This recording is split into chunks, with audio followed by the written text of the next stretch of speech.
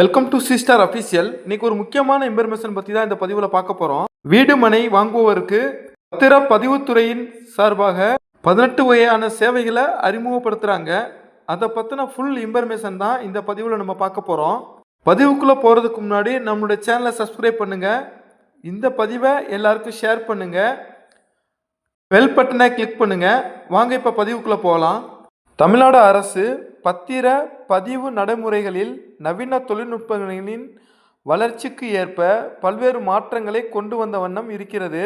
அந்த வகையில் கூடிய விரைவில் பொதுமக்கள் சார் பதிவாளர் அலுவலகங்களுக்கே செல்லாமல் இங்கிருந்தும் எப்போது வேண்டுமானாலும் பத்திரப்பதிவு செய்யும் வகையில் ஒரு புதிய வசதியை அறிமுகம் செய்துள்ளது. அதாவது பொதுமக்கள் சார் பதிவாளர் அலுவலகத்துக்கு, அதாவது ரிஜிஸ்டர் ஆஃபீஸுக்கே செல்லாமல் ஆன்லைன் மூலமாகவே பத்திரப்பதிவு செய்கிறதுக்கான வசதியை அறிமுகப்படுத்துகிறதா சொல்லியிருக்காங்க. பொதுவாக வீடு மனை சொத்து உள்ளிட்டவற்றை நாம் வாங்கும்போது அதற்கான பத்திரப்பதிவு மேற்கொள்ள சம்பந்தப்பட்ட சார் பதிவாளர் அலுவலகங்களுக்கு செல்ல வேண்டும். சார் பதிவாளர் அலுவலகங்களில் பத்திரப்பதிவு செய்வதற்கு முன்கூட்டியே நாம் பதிவு செய்து டோக்கன் வாங்கி கொள்ள வேண்டும். முகூர்த்த நாட்கள் என்றால் பத்திரப்பதிவு அலுவலகங்களில் கூட்டம் அலைமோதும். அதாவது வார இறுதி நாட்கள்லையும் முக்கியமான முகூர்த்த நாட்கள்லையும் அலுவலகங்களில் கூட்டம் அதிகமாக இருக்கும். முன்னாடியே நம்ம டோக்கன் வாங்கி வச்சிருந்தாலும் நாள் ஃபுல்லாக ரிஜிஸ்டர் ஆஃபீஸ்லேயே நம்ம காத்து இருந்து தான் பத்திரப்பதிவு செய்கிற மாதிரி இருக்கும்.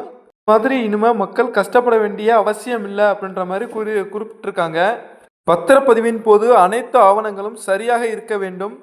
சம்பந்தப்பட்ட நபர்கள் அனைவரும் கையெழுத்திட வேண்டும். ஒரு நாள் முழுவதையுமே நாம் பத்திரப்பதிவுக்காக செலவிட வேண்டும். இந்த நிலையில்தான் சொத்துக்களை பத்திரப்பதிவு செய்வதற்கு புதிய நடைமுறைகளை கொண்டு வர தமிழ்நாடு அரசு திட்டமிட்டு இருக்கிறது.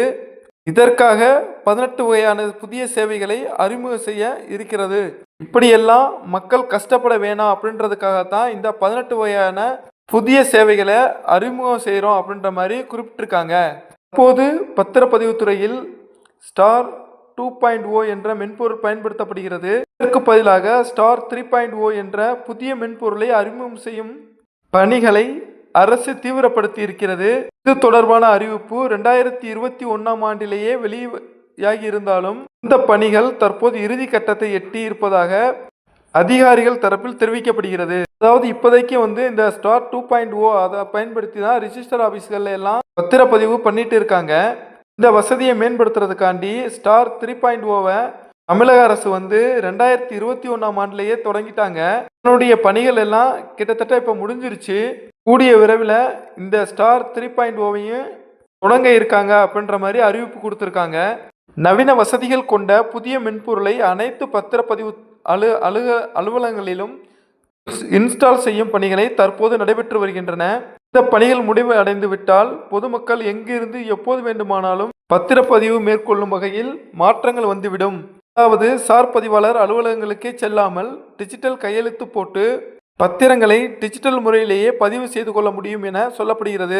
இந்த 3.0 இந்த வசதியை அறிமுகம் செஞ்சுட்டா சார் பதிவாளர் அலுவலகத்துக்கு சென்று நம்ம பத்திரப்பதிவு செய்யணும்னு அவசியம் இல்லை. பத்திரப்பதிவு கட்டணங்களை QR கோட் மூலம் செலுத்தும் வசதியும் விடுமாம்.